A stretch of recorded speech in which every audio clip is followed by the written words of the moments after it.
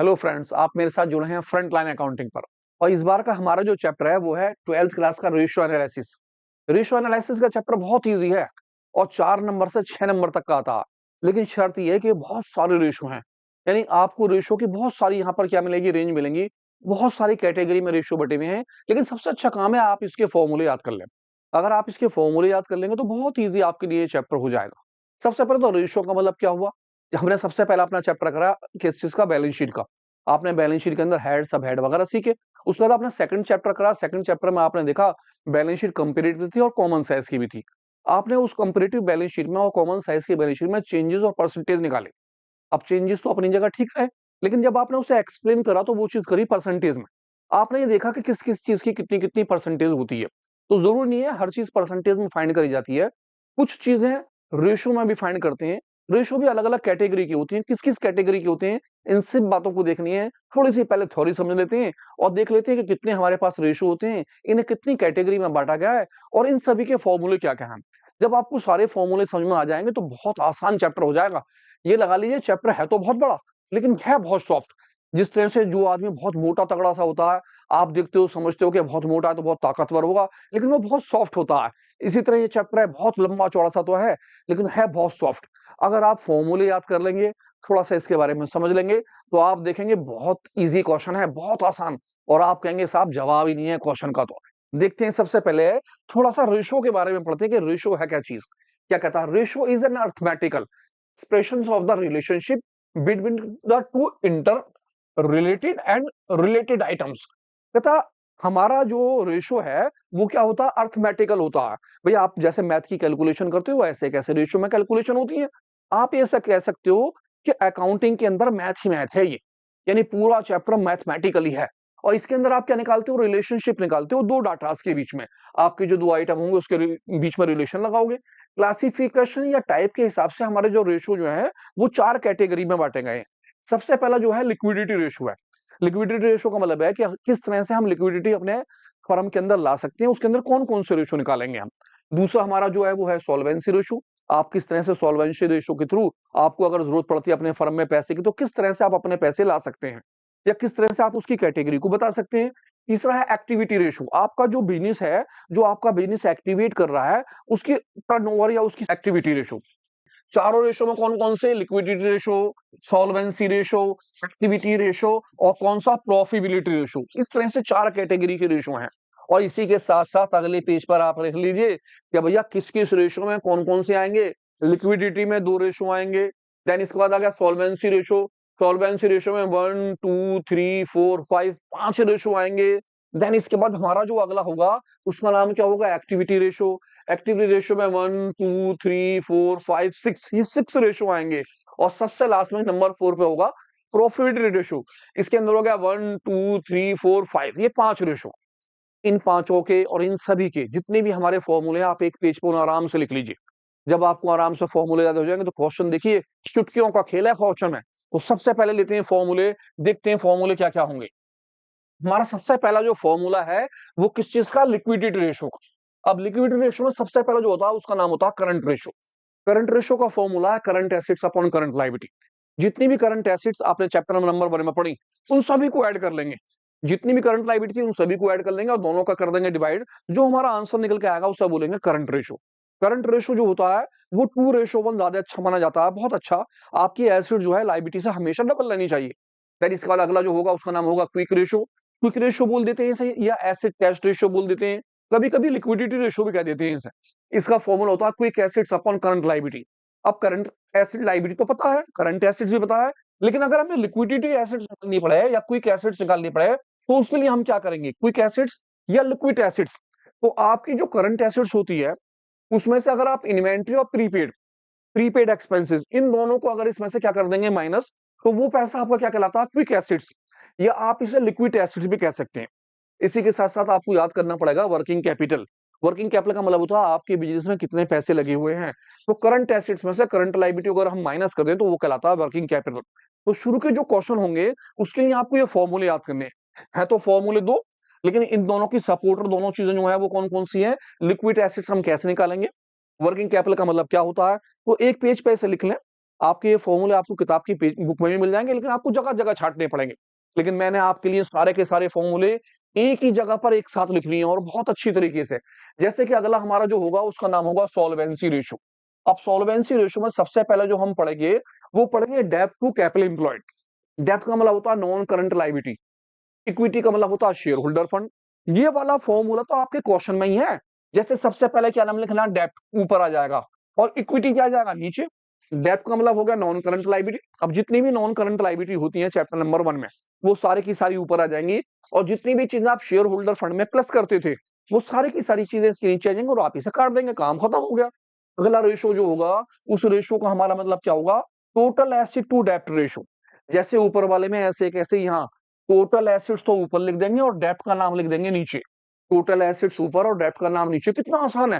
Total asset to डेब्ट ratio, जितनी भी एसेट्स हैं, टोटल एसेट्स कौन कौन सी होती हैं, आपने वहां पढ़ा नॉन करंट एसेट्स और करंट एसेट्स, दोनों को जोड़ दो, वो दोनों की दोनों क्या कहलाएंगे, टोटल एसेट्स। डेब्ट नॉन करंट लायबिलिटी, डेब्ट में नॉन करंट लायबिलिटी की सारी चीजें ले लो, वो क्या कहलाएगा, डेब्ट कहलाएगा। आपका फॉर्मूला तैयार, फॉर्मूला लिखो, क्वेश्चन अपना आप सॉल्व हो जाएगा। अगला है प्रोपराइटरी रेशो। अगला नाम कौन सा, प्रोपराइटरी रेशो। अगर आप ध्यान से देखो तो इन दोनों के अंदर आपकी जो इक्विटी है वो, और इसके अंदर की टोटल एसेट्स यहां पर आ जाएगी। प्रोपराइटरी फंड, प्रोपराइटरी फंड का मतलब है शेयर होल्डर फंड, ऊपर लिख देंगे और टोटल एसेट्स नीचे लिख देंगे, खत्म। कितना आसान। इन दोनों को याद करो, इसी से तीसरा वाला फॉर्मूला बन जाएगा। Proprietary fund mean share holder fund upon total assets. अगला हमारा जो है उसका नाम है, उसका नाम है interest coverage ratio. Interest coverage ratio में net profit before interest and tax, net profit before interest and tax upon interest on long term डेप्ट। जो भी आपका लॉन्ग टर्म डेप्ट पे इंटरेस्ट हुआ उसका आप डिवाइड कर दीजिए, खत्म काम। इसके साथ साथ ही आपका अगला जो फॉर्मूला है, उस फॉर्मूले का नाम क्या है, उसका नाम है डेप्ट टू कैपिटल एम्प्लॉयड। जैसे कि क्वेश्चन के अंदर ही है, यानी आपकी लाइन के अंदर ही फॉर्मूला छुपा हुआ है डेप्ट। आप डेप्ट को ऊपर लिख लीजिए लॉन्ग टर्म डेप्ट, आपको पता है डेप्ट का मतलब होगा non current liability. Capital employed का डिवाइड कर दीजिए। अब आप कहेंगे भाई हमें इसका तो मतलब पता है नॉन करंट लायबिलिटी है, लेकिन ये कैपिटल एम्प्लॉयड क्या चीज होता है। कैपिटल एम्प्लॉयड का मतलब होता है कि आपके बिजनेस में कितने पैसे लगे हुए हैं, वो चाहे इंटरनल पैसा लगा हो चाहे वो एक्सटर्नल पैसा लगा हो। अब कैपिटल एम्प्लॉयड निकालने का बहुत आसान तरीका है। अगर आपसे बैलेंस शीट आती है, जब आप बैलेंस शीट पढ़ते हो तो आप देखते हो आपकी बैलेंस शीट के अंदर यहां पर आता है शेयर होल्डर फंड, इसके नीचे आप लिखते हो नॉन करंट लायबिलिटी और इसके नीचे आप लिखते हो करंट लायबिलिटी। इस तरह से आपकी टोटल लायबिलिटी हो जाती है सारी की सारी। आपने 3 बातें पढ़ी लायबिलिटी में, सबसे पहले share holder fund, non current liability, current liability, इस तरह से सारी की सारी क्या कहलाती है, टोटल लायबिलिटी। आप जब एसिड्स में आते हो तो आप वहां पढ़ते हो नॉन करंट एसिड्स, इसके नीचे आप पढ़ते हो करंट एसिड्स, और आप देखते हो सारा का सारा जो होता है आप उसे बोलते हो टोटल एसिड्स। कन्फर्म है, ये तो आपकी बैलेंस शीट की चीज है, जब आप अपनी बैलेंस शीट करते हो सारी की सारी। तो इसी बैलेंस शीट से हमारे फॉर्मूला बनता है। सबसे पहले अगर आप इन दोनों चीजों को प्लस कर लो तो ये चीज कहलाती है कैपिटल एम्प्लॉयड, यानी कि आपके अपने पैसे और जो एक्सटर्नल पैसा लगा है वो पैसा कैपिटल एम्प्लॉयड कहलाता है। आप कह सकते हो भैया कैपिटल एम्प्लॉयड का मतलब हो गया shareholder fund, shareholder fund plus non current liability, इन दोनों को अगर मैं ऐड कर दूंगा तो वो चीज कहलाती है कैपिटल एम्प्लॉयड। अब एक फॉर्मूला और भी है, आप दूसरा फॉर्मूला क्या लगा सकते हो, अगर मैं नॉन करंट एसिड्स को ऐड कर दूं और इसमें से माइनस कर दूं क्या चीज, करंट लायबिलिटी, तो इससे भी मैं कैपिटल एम्प्लॉयड निकाल सकता हूं। किस तरह से, नॉन करंट एसिड्स, मैं इसमें अगर करंट एसिड्स को प्लस कर लूं और माइनस कर दूं किस चीज को, करंट लायबिलिटी को, तो ये मेरा फॉर्मूला क्या बनता है, कैपिटल एम्प्लॉयड। यानी कि सारे के सारे आपके पास जो एसेट्स है उसमें से अगर आप करंट लायबिलिटी आप माइनस कर देंगे तो वो चीज कैपिटल एम्प्लॉयड कहलाएगी। अब अगर आप ध्यान अपना लगाओ तो अभी आपने पीछा पड़ा current assets minus current liability, हम इसे वो क्या बोलते थे, वर्किंग कैपिटल, इन दोनों चीजों को वर्किंग कैपिटल। तो आपका एक नया फॉर्मूला बन जाता है, क्या बन जाता है, non current assets plus working capital. अगर आप इन दोनों को ऐड कर दोगे तो ये भी कैपिटल एम्प्लॉयड कहलाएगा। इसी तरह से आप एक फॉर्मूला और बना सकते हो, क्या, अगर आप टोटल एसेट्स में से करंट लायबिलिटी को माइनस कर दोगे तो आपके पास ये दो चीजें बचती हैं। यानी कि ये हुआ कि मैं अगर कैपिटल एम्प्लॉयड निकालना चाहूं तो मैं टोटल लायबिलिटी में से अगर करंट लायबिलिटी माइनस कर दूं, टोटल लायबिलिटी में से अगर करंट लायबिलिटी माइनस कर दूंगा तो मेरे पास ये दो चीजें बचेंगी, मेरा फॉर्मूला बन जाता है total liability minus current liability. आप इससे भी कर सकते हो। अब आप ध्यान से एक चीज और सोचो कि कौन सा ऑप्शन है, एक और बनना है, क्या बनना है, कैपिटल एम्प्लॉयड का। आप कह सकते हो टोटल एसिड्स, यानी कि अगर मैं इन दोनों को जोड़ दूं तो वो टोटल एसिड्स कहलाएगी। इसमें से अगर मैं माइनस कर दूं क्या चीज, करंट लायबिलिटी, तब भी कैपिटल एम्प्लॉयड बनेगा। देखिए मैंने कितने फॉर्मूले बनाए, 1 2 3 4 5, इसी बैलेंस शीट से। आप अगर हल्का सा अपना दिमाग लगाएंगे तो आप अभी एक फॉर्मूला और बना सकते हैं। बहुत आसान है फॉर्मूला बनाना, लेकिन शर्त यह है कि अगर आपको ये बैलेंस शीट याद हो जाती है तो रेशो आपके लिए बहुत आसान है। जिस तरह से मैंने फॉर्मूला बनाया, आप फॉर्मूला खुद बनाइए। फॉर्मूले को याद मत कीजिए, आप बैलेंस शीट के थ्रू समझिए कि लायबिलिटी साइड में कौन कौन सी चीजें मेरी आती हैं, उनके मतलब क्या क्या है। एसिड साइड में कौन कौन सी चीजें आती है, उसके मतलब क्या है। मुझे इन चीजों चीजों को एक्सप्लेन करना है। उन चीजों को एक्सप्लेन करने के लिए जो जो रेशो होंगे उनकी चीजें आपको दे रखी होंगी, आप उन्हें भरना होगा। जैसे कि अगला रेशो लेते हैं, उम्मीद करता हूं आपकी समझ में आया, कैपिटल एम्प्लॉयड आ गया होगा। जब मैं क्वेश्चन करूंगा तो वहां और अच्छी तरह समझा दूंगा। आगे बढ़ते हैं, हमारा नेक्स्ट जो है रेशो, उस रेशो का नाम क्या है, एक्टिविटी रेशो। अब ये एक्टिविटी रेशो क्या होती है। एक्टिविटी रेशो के अंदर सबसे पहले हम बढ़ते हैं इन्वेंट्री टर्नओवर रेशो। इन्वेंट्री का मतलब आप जानते ही हैं, स्टॉक। आपने पढ़ा चैप्टर नंबर 1 में, इन्वेंट्री को हम स्टॉक बोलते हैं। तो यहाँ पर फॉर्मूला है cost of revenue from operation, cost of revenue from operation upon average inventory. अब cost of revenue upon operation कैसे निकालेंगे, हमने इसे शॉर्टकट पे ले लिया है। सबसे पहला वर्ड सी ओ आर एफ ओ, कॉर्फो। अब कॉर्फो जो है cost of revenue from operation, इसे निकालने के लिए आप रेवेन्यू में से अगर ग्रॉस प्रॉफिट को माइनस कर देंगे तो वो आपका क्या निकल जाएगा, cost of revenue from operation. इसका एक दूसरा तरीका भी आपने 11th क्लास में सीखा होगा, चैप्टर नंबर 17 में, जहां पर था फाइनेंशियल स्टेटमेंट विदाउट एडजस्टमेंट। वहां पर जब हमने छोटे छोटे से क्वेश्चन करे थे स्टार्टिंग में, तो वहां पर थे इसके बारे में। एक कॉर्फो का दूसरा फॉर्मूला है ओपनिंग इन्वेंट्री, यानी आप ओपनिंग स्टॉक को प्लस कर लीजिए, नेट परचेज इसे जोड़ लीजिए, और डायरेक्ट एक्सपेंसेस, वो एक्सपेंसेस जो ट्रेडिंग अकाउंट में आते थे, इन तीनों को अगर आप ऐड कर लेंगे, ओपनिंग स्टॉक, नेट परचेज और डायरेक्ट एक्सपेंसेस, इसमें से क्लोजिंग स्टॉक यानी कि क्लोजिंग इन्वेंट्री को माइनस कर दीजिए, और आपका फॉर्मूला क्या हो जाएगा, कॉर्फो, यानी cost of revenue from operation. आपको दोनों फॉर्मूले याद करने होंगे। कभी कभी क्या होता है, किसी भी क्वेश्चन में कोई भी चीज आ जाती है, अगर उसने आपको दिए है रेवेन्यू तो आप इस फॉर्मूले से करेंगे, अगर परचेज दिए तो इस फॉर्मूले से करेंगे, और अगर दोनों से दे दिया हो तो आप दोनों को इस्तेमाल करेंगे। इसी के साथ साथ आपको याद करना होगा average inventory.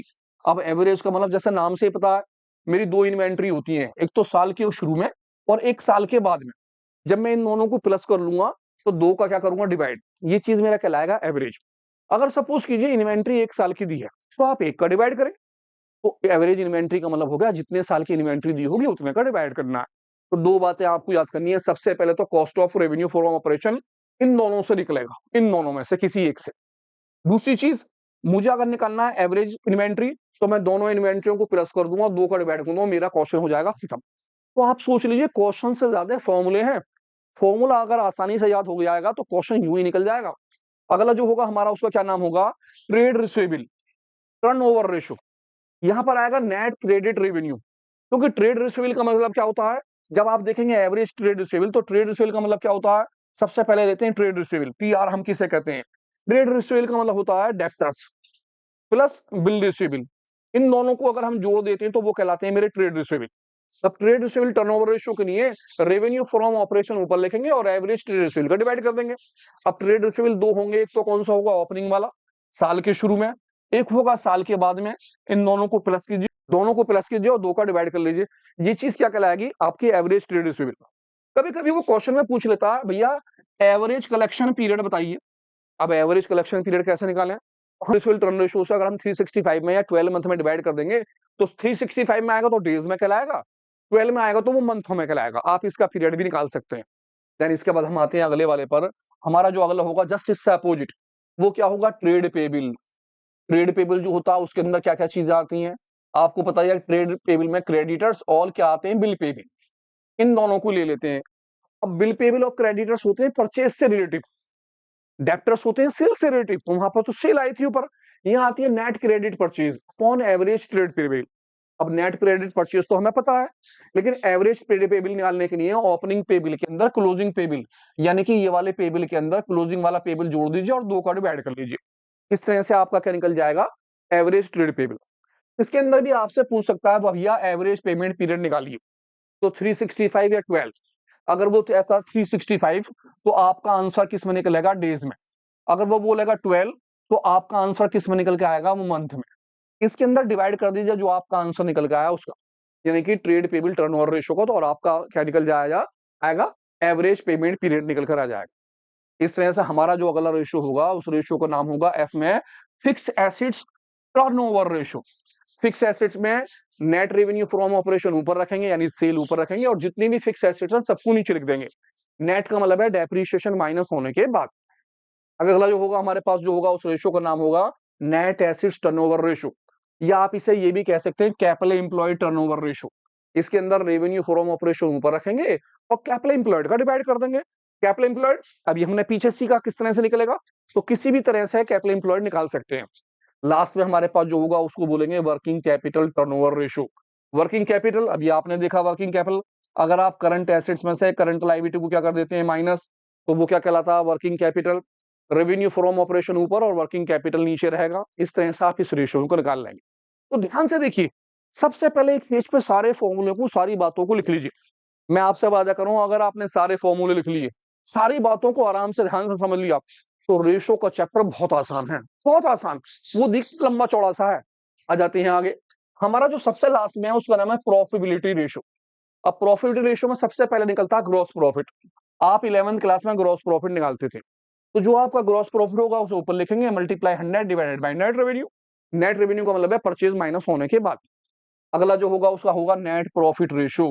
Net profit ratio में जो आपका नेट प्रॉफिट आएगा वो मल्टीप्लाई 100 डिवाइडेड बाय कर देंगे नेट रेवेन्यू। ग्रॉस रेशियो बोलेगा तो ग्रॉस प्रॉफिट ऊपर, नेट प्रॉफिट बोलेगा तो नेट प्रॉफिट रेशियो, तो नेट प्रॉफिट ऊपर, डिवाइड रेवेन्यू को ही होना है। और पता है सारे के सारे फॉर्मूले जब आप प्रैक्टिकल करेंगे ना, आपके प्रैक्टिकल में आपके टीचर सबसे पहले यही पूछेंगे। जो भी टीचर आपके पास आएगा वो आपसे दो बातें पूछेगा। ये तो आपसे पूछेगा भैया ये बताओ कि इनके हेड और सब हेड कौन कौन से हैं, और उसके बाद जब आप उसे बता दोगे तो सबसे बाद में आ जाएगा रेशियो पे। जितने भी क्वेश्चन होंगे, अगर उसने आपसे 10 क्वेश्चन पूछे तो 10 में से 8 क्वेश्चन जो होंगे वो रेशियो के होंगे। वो रेशियो के फॉर्मूले पूछेगा और साथ में इनकी चीजें पूछेगा ये कैसे कैसे निकालोगे। जैसे कि ऑपरेटिंग रेशियो बताइए आप कैसे निकालेंगे, तो आप कहोगे जी cost of revenue from operation plus operating expenses. Cost of revenue के अंदर अगर हम ऑपरेटिंग एक्सपेंसेस जो बिजनेस को ऑपरेटिंग करते हैं, सेलिंग एक्सपेंसेस, डिस्ट्रीब्यूशन एक्सपेंसेस, ये एक्सपेंसेस को अगर हम प्लस कर लेंगे और डिवाइड कर देंगे नॉट रेवेन्यू का, तो ये जो निकल के आएगा क्या कहलाएगा, वो ऑपरेटिंग प्रॉफिट। देन इसके बाद अगला रेशो जो हो जाता है वो कौन सा है, operating profit ratio. Operating profit जो भी इनकम है वो प्लस कर लेंगे और expenses minus multiply 100 net profit में डिवाइडेड बाय नेट रेवेन्यू। ये हमारा क्या कहलाएगा, नेट प्रॉफिट। ये कहलाएगा हमारा ऑपरेटिंग प्रॉफिट रेशो। और सबसे लास्ट वाला जो हमारा होगा वो होगा return on investment, ROI. Net profit before interest and tax and dividend multiply 100 divided by capital employed. Capital employed आपने पीछे देखा कैसे निकालने हैं, उसी का मल्टीप्लाई हो जाएगी। कैपिटल एम्प्लॉयड आपने पीछे देखा कैसे निकालने हैं, उसका आप डिवाइड कर देंगे। इस तरह से आपके सारे रेशियो कंप्लीट हो जाएंगे। मैं भी आपको बता रहा था कि अगर आप रेशियो तैयार करोगे फॉर्मूले, तो इनसे दो फायदे होने। सबसे बड़ा फार्मूला तो यह है कि आपका ये चैप्टर पानी की तरह निकल जाएगा। दूसरी चीज, जब आप प्रैक्टिकल दोगे, 20 नंबर का प्रैक्टिकल है, और आजकल आपको पता है रिटर्न खत्म हो गया तो वाइवा वाइवा चलता। आप जब वाइवा के लिए बैठोगे तो 10 क्वेश्चन कम से कम मालूम करेगा कोई भी। 10 में से 8 क्वेश्चन जो होंगे आपके किस चीज के होंगे, रेशियो के फॉर्मूले के। आप धड़ाधड़ फॉर्मूले सुनाओगे, इंप्रेस हो जाएगा आपसे, और आप लगा लो आपके 19-20 पक्के नंबर आने हैं। तो भैया दो दो चीजें हो रही हैं, वहां आ रहे हैं 19-20 नंबर, 4 से 6 नंबर तक का चैप्टर ये है, तो क्यों ना करें बहुत अच्छी तरह। अब आते हैं ये देखने के लिए कि इन रेशो को किस तरह से एक्सप्लेन करती है, हम किस तरह से हम इन रेशो को लिख सकते हैं। क्या केवल रेशो में ही लिखा जाता है, नहीं, इन्हें हम अलग अलग कैटेगरी में लिखते हैं। किस तरह से लिखते हैं इसको हम देखते हैं। अब लेते हैं हम एक्सप्रेशन ऑफ रेशो। आपने रेशो के फॉर्मूले तो समझ लिए, लेकिन रेशो के फॉर्मूले समझने के बाद आप जब उसे एक्सप्लेन करेंगे तो किस तरह से करेंगे, आप अपनी बात दूसरे वालों को किस तरह से समझाएंगे। तो ध्यान से देखते हैं हम। क्या कहता है अकाउंट आप निकालते हो, करंट रेशो, क्विक रेशो, डेब्ट to equity ratio, total asset to डेब्ट रेशो, या प्रॉफिटेबिलिटी रेशो, और या प्रोप्राइटरी रेशो। इन रेशो को आप किस तरह से एक्सप्लेन करोगे, तो इन्हें सबसे पहले जो एक्सप्लेन कराया जाता है वो करते हैं प्योर रेशो में। प्योर रेशो का मतलब है 2:1 में, 1:1 में, 3:1 में। आपका जो भी आंसर निकल का था उस आंसर को आप इस तरह से एक्सप्लेन करते हैं। देन उसके बाद हमारा आता है एक्टिविटी रेशो। एक्टिविटी रेशो जो होते हैं उनके जितने भी आंसर होते हैं, हम उन आंसरों को किस में दिखाते हैं, टाइम्स के अंदर। जैसे आपका आंसर निकला 2 तो लिखेंगे आप 2 टाइम्स, आपका आंसर निकला 2.5 तो 2.5 टाइम्स। 3 है तो 3 टाइम्स, 5 है तो 5, 12 है तो 12 टाइम्स। देन इसके बाद जो हमारे निकल के आते हैं प्रॉफिटेबिलिटी रेशियो वाले। आप जितने भी प्रॉफिटेबिलिटी रेशियो के फॉर्मूले होते हैं, जिनके अंदर आप देखोगे मल्टीप्लाई हम करते हैं 100 की, वो सारे के सारे परसेंटेज में फाइंड करते हैं हम। यानी उसे जो हम एक्सप्लेन करेंगे वो परसेंटेज में करेंगे, 20%, 30%, 40%। तो क्या ये 3 तरह से एक्सप्लेन होते नहीं। कभी कभी जो है हम इसे फ्रैक्शन में 3/4, 1/4, 5/4 में भी करते हैं। फॉर एग्जाम्पल, आपके पास एक पूरी की पूरी फर्म थी, आपने उस फर्म का रेशियो निकाला और 1/4 तो आपका यानी 25% आपका फॉर्मूला निकल कर आया। तो आप इस 25 को जो एक्सप्लेन करेंगे वो लिखेंगे 25/100। आपने इसे काटा तो ये आपका निकला 1/4। आप इसे 1/4 में डिफाइन करेंगे। कभी कभी हम इस तरह से भी करते हैं इसे, कभी हम इस तरह से एक्सप्लेन करते हैं। तो 4 कैटेगरी में आप अपने क्वेश्चन को एक्सप्लेन करते हैं। तो ध्यान से सबसे पहले हम आते हैं रेशियो के ऊपर और देखते हैं हमारे रेशियो कौन-कौन से होते हैं। उम्मीद करता हूँ आपने सभी फॉर्मूलों को अच्छी तरह से समझ लिया होगा। अगर आपने सभी फॉर्मूलों को अच्छी तरह से नहीं समझा है, तो सबसे पहले कॉपी पर रख के फॉर्मूले लिख लीजिए। तो अब आप देखेंगे कि हाँ, मैं किस तरह से क्वेश्चन कर रहा हूँ। तो ये स्टार्ट करने वाला हूँ अगली वीडियो के अंदर अपने क्वेश्चन। ध्यान से उन क्वेश्चनों को देखिए और ये देखिए कि यार जितने भी हम क्वेश्चन कर रहे हैं, वो सारे के सारे क्वेश्चन जो हैं रेशियो के किस पर डिपेंड है? फॉर्मूले के ऊपर। अगर आपको फॉर्मूला याद है तो आप क्वेश्चन कर ले रहे हो, अगर आपको फॉर्मूला याद नहीं तो क्वेश्चन नहीं कर पा रहे। तो इसीलिए कह रहा हूँ सबसे पहले आप क्या करिए, फॉर्मूलों को याद कीजिए। अगर आपके फॉर्मूले याद हो जाएंगे तो क्वेश्चन बहुत आसान हो जाएगा। तो स्टार्ट करते हैं इस नई वीडियो के साथ। दोबारा से सारे क्वेश्चन लेते हैं, सारे फॉर्मूले देखते हैं, मिलते हैं नई वीडियो के साथ। जुड़े रहिए मेरे साथ फ्रंट लाइन अकाउंटिंग पर।